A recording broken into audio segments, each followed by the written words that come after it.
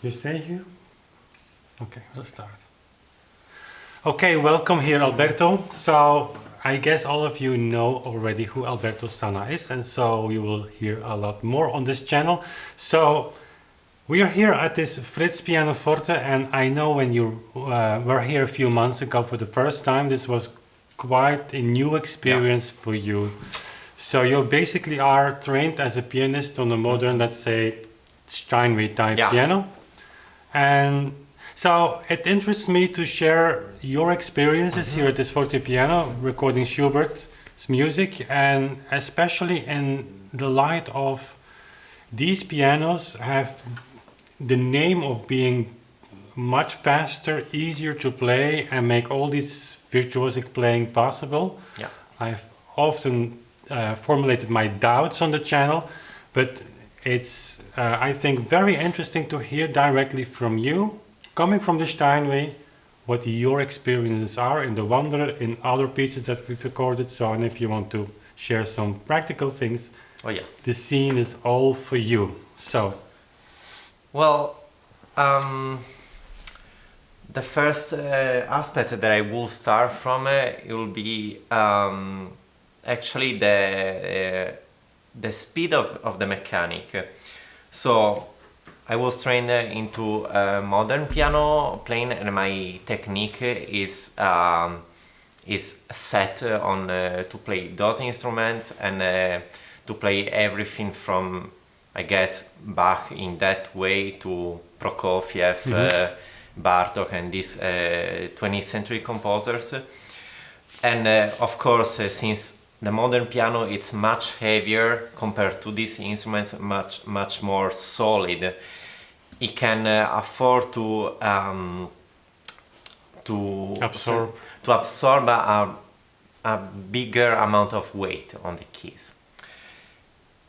And the first thing that you notice coming from that world when you play on this instrument is that you cannot push that much for many reasons. The first one, you mean you cannot push that much? It's like you cannot insert that much weight. You cannot dump that much of arm weight that comes from your body. Usually we are trained that just let everything go. We have to say to the audience that Sibo, our dog, really loves Alberto, and there's no way he stays in the kitchen, so he's just walking. Sticking around. Hi, Sibo. And so mainly it's that we are trained into dumping everything from the shoulder to the fingers, our arm weight. You know, you can do as well on this piano, but you need to be very careful in the way you do that, because if you do it in the same way, you might actually break something. These are extremely fragile instruments. Of course, the mechanic it's much lighter, and that's the other thing that I was used to hear, is that since these kind of instruments have a much lighter mechanic, you can play much faster, and it's totally the opposite. So and how? Okay, that's interesting. So you touch upon two things, like the instrument is much lighter. Yesterday, you had this idea, what was very interesting. Let's actually measure the weight of the keys. Indeed. And we did that with a very scientific method, sugar cubes. And actually it's very precise because they have a certain weight. So we weighed also the Clavichord.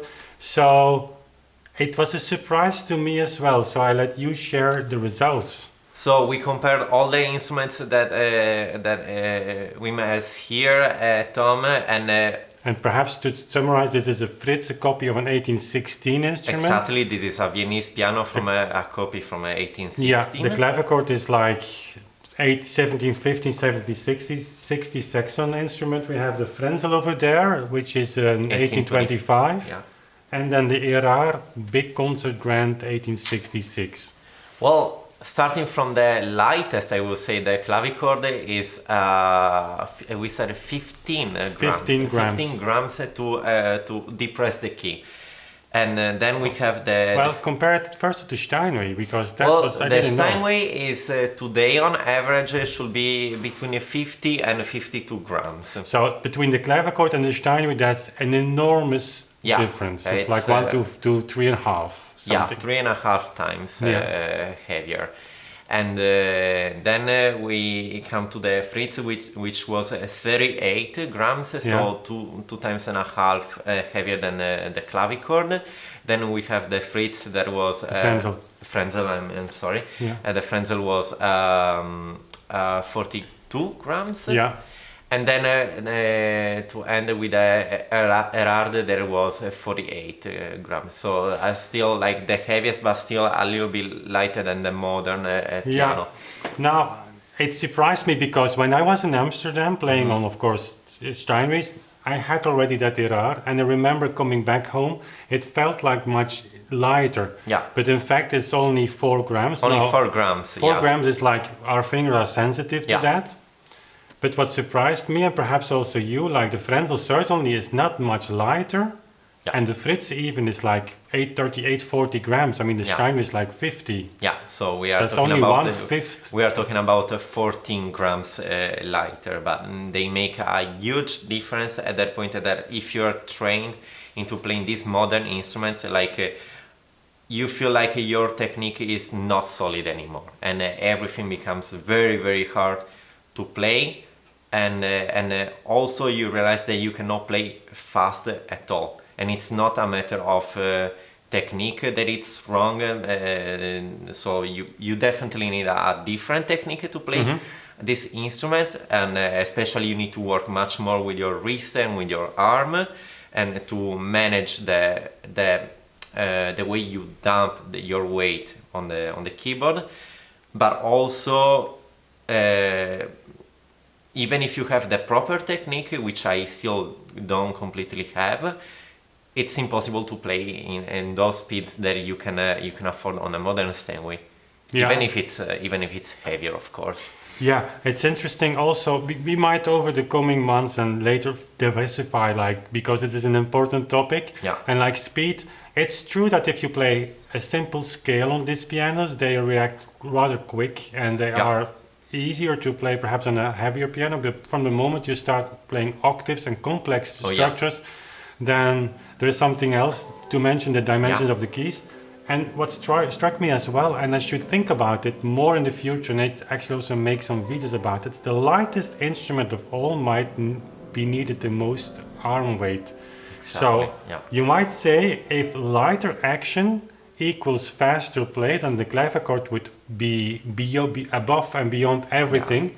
The Clavichord will be a space shuttle compared to the... And that's not the case because you need a lot of weight to make the instrument sound.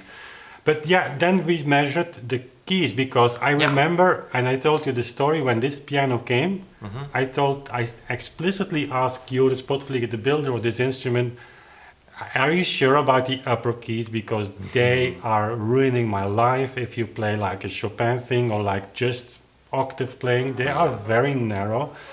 And now we measured them, and the results were, and by the way, I should finish this, like we double checked with the original keyboard. It's like you cannot tell the difference between the size of between the original keyboard and this one, so it's exactly copied.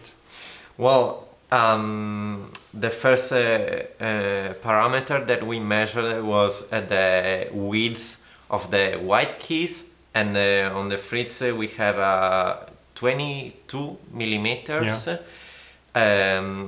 versus the 23.5 of the modern Steinway. Of course, having said that, it might sound like it's not that big of a difference, but instead it is, and it makes everything way harder to, like, you, especially at the beginning, your brain is disoriented. Because you have in your hand still the octaves width of a Steinway. Quite similar to the Erard. The Erard is a little bit less. But for me, I was happy to learn that these Viennese Fortepianos have the same octave width as the Clavichord, which is about 4 or 5 millimeters less than. Do you have the octave width still? It was 164, 65 compared to 160 something. Exactly, yeah. And 5 millimeters of an octave on its own is just an adjustable thing. But then you come to the upper keys. Then when we measure the black keys, we measure the 8 millimeters in width of the frets against the 13.7 of the Steinway. And this was for me like explained why I had so much troubles in like complex structures, because imagine you have to position your fingers on the black keys octave. Indeed. The Erard was even much wider, not as much as the Steinway. The Frenzel was exactly the same, 8 millimeters. Yeah. And so that explains why I think these pianos are not made for the complex virtuosic music of some decades later. Especially when we are talking about arpeggios, which I mean with the Wanderer and also with the Schubert Sonata. I mean it's very hard to like find the right position, and if you are not extremely precise, you can miss the notes very easily. Also because like it takes nothing to depress another key.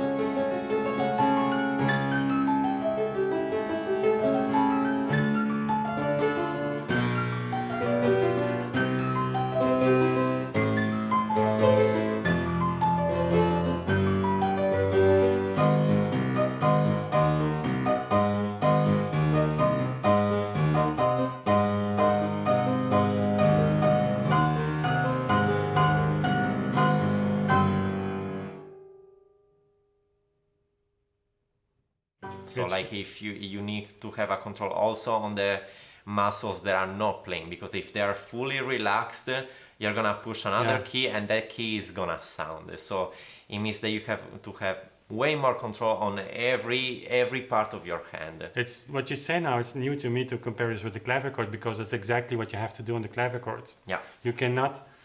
Your hand on the piano, like on a modern piano, you can rest your fingers before depressing the keys. Here it's actually not possible because the key will move. Yeah.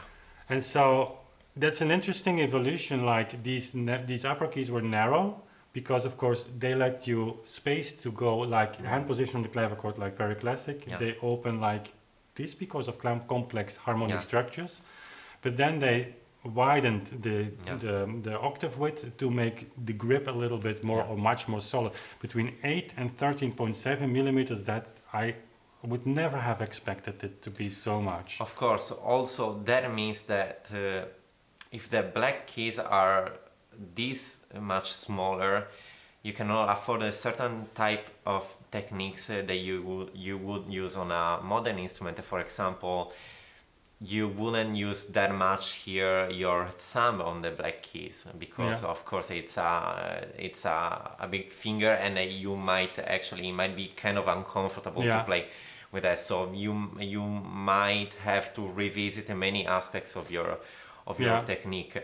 But again, the most difficult thing was like you cannot play faster on these instruments because the return of the key. Yes. It's not. I mean, of course, I guess the depth is 7 millimeters. About 7 millimeters. And on the modern Steinway is 11, which is, of course, if we talk about in these terms, it's easier, it's faster here because the key has less space to cover. But the main tool that allows pianists to play faster, it's the Aftertouch. Yeah, sure. Which doesn't exist on this instrument. The Aftertouch consists in a leverage called jack that stays under the knuckle of the hammer, and repositions every time you are about to release the full key. Here it doesn't exist. That means, in other words, that before you are able to play again the same key, you need to wait that the key is fully up. Yeah, and it's an interesting remark that someone made to me, like upright pianists today don't have an aftertouch either. But it's still different because these keys are, I thought, much lighter, but they are like 1/5, like 16 grams lighter. Yeah. You need to wait until it returns, so it Yeah. folds back. Yeah. So it needs its time. That's of course a major element in tempo reconstruction, that repeated notes here in the tempi, actually basically no repeated notes from allegro movements onwards are impossible in those tempi here.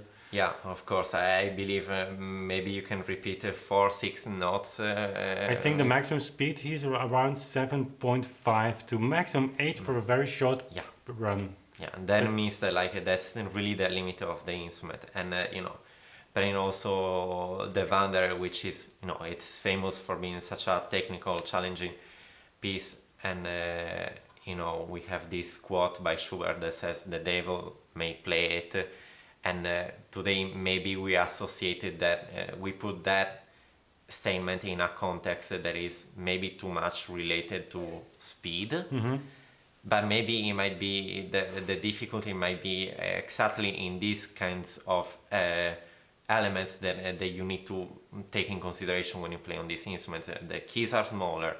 You cannot afford big leaps or like octaves or or arpeggios become very difficult because it takes nothing to miss the note. So that might actually have been one of the meaning of that statement, and not necessarily mean this needs to be played fast because that's the concept of difficulty. Because it's a little bit lighter. I mean, there are so many other parameters that make this like a slow action. Yeah. What the Viennese Fortepianos make unique is like they have an instant sound. So you depress the key and the sound is immediately there. Compared to even the Erard, but certainly the modern piano, you have this big hammerhead covered with a thick layer of felt, and so you have like, if you would put a microscope on the sound, you would have boom. Yeah. Here it is a boof. And Exactly. that makes a fast speech, but the action is like not allowing you to play much faster. I was actually we were smiling together like you played the third nocturne. I mean, of Schubert. You play it in the tempo of Sturm, double beats, a whole beat, and even then it was challenging you to have all the repeated notes working. Yeah. So we tried actually also the single beat tempo which is in reach technically, but on this piano it says no, it's not. The piano says no. Like you might even be able to do that on a modern piano, but on this, which is the piano that this music was conceived for, doesn't really work. That also means that like for many modern pianists, it will be much harder to play the Wanderer in a half tempo on this instrument rather than play at the speed that we do today on the modern piano, because like you need to pay attention to many details that you don't pay attention to when you play on the modern piano. And then we haven't covered, and perhaps that's not for this video, but maybe we can just touch upon when you came the first time here in September, so a few months ago, you were playing like a modern pianist, like pedaling all the way. And you're challenging me now to be even more sober than I'm doing, so thank you for that. But it's an interesting thing, because if you want to make a kind of finger touch, finger legato, and I keep an eye on Sibo, okay, everything goes right with all the cables. Doesn't move the camera. Yeah. So, but it's even more challenging because, I see a lot of pianists playing on Forte-Pianos, pedaling all the way through, and of course that's another world. Yeah. Having said that, it's still like not clear. I mean, there's a lot of stuff that we don't know about the use of pedal and early 19th century, especially Beethoven and Schubert. Schubert writes almost nothing, and you can guess maybe that they use the damper system as a sort of effect, but not in a way that it will cover the legato that fingers cannot make. Again, I think but in some separate videos while we're sitting here, we can cover some aspects, because we had some also, to me, I mean, I'm always honest about this, like pedaling is like one of the biggest mysteries. You can take Czerny, it's written out, but it doesn't mean that it is in Beethoven's work. I mean, the evolution is so fast in those Yeah. times that you have to reconstruct the context, and then it's like aiming like from a very far distance, which period do you take? Yeah. But I saw you did a great job in leaving a lot of pedaling out, Yeah. and also changing your fingerings, which is like the same thing. And then on these Viennese pianos, you have the feeling that you are stripping yourself of so many technical possibilities.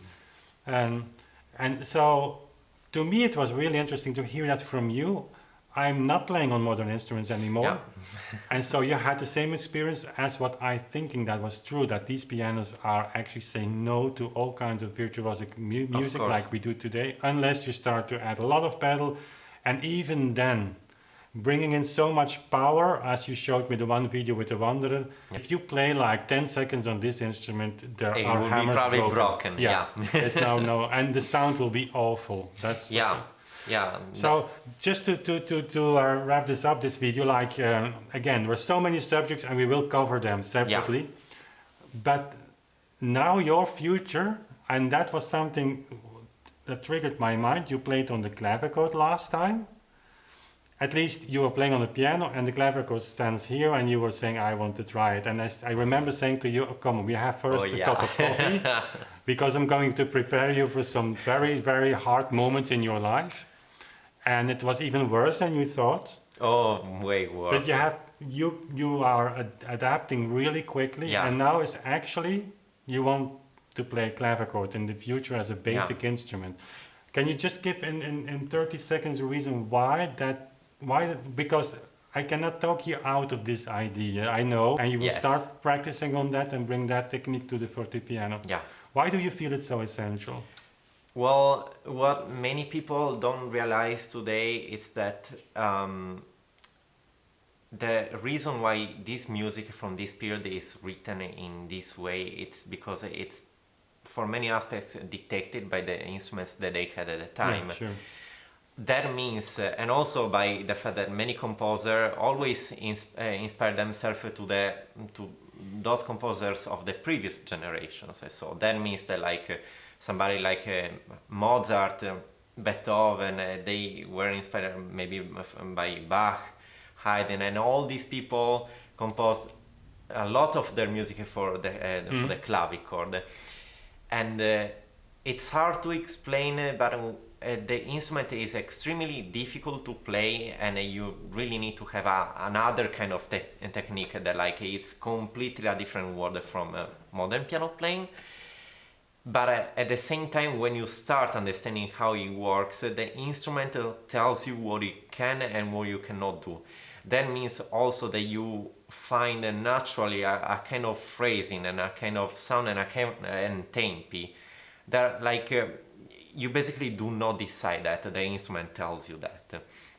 So, and that's very important, especially if you are trying to understand what was the first idea of these composers when they wrote for this instrument. So that's something that that if you come from modern piano, it's very hard to reconstruct because you cannot like replay that replicate that on the modern piano, right? That's true. Yeah. Yeah. So, and I should specify that the first time that I tried the instrument for 1 hour, I was really struggling to make even one sound with one finger. So, like I felt like going back when I was 5 years old. So. And you asked me to play, and you were sitting on your knees right here, like really checking what and it's hard. It was a good lesson for me. Also, you asked me what should I do, and I should learn to formulate all of that.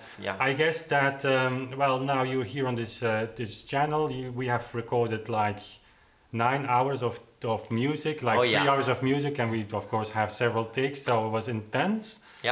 So you know, YouTube sees as a platform receives like 100 years of content every day. I guess this will be 102 years every day. 102 years. Once you start to have the taste of making all these videos, because we just talked for 20 minutes like now, and we have covered like just briefly touched about many issues that we actually would be worth for going into detail. But the point of making this video was to make people understand that like it's not that technique today is has evolved in a different way Yeah. because we have different instruments. But again, when you switch, and like for me it was already, I mean, I didn't expect that I would have been able to record such a big amount of repertoire, because I practice all this stuff on a modern piano, and then when you come here you have maybe one day to adapt yourself to that and then go to record it. Yeah. So like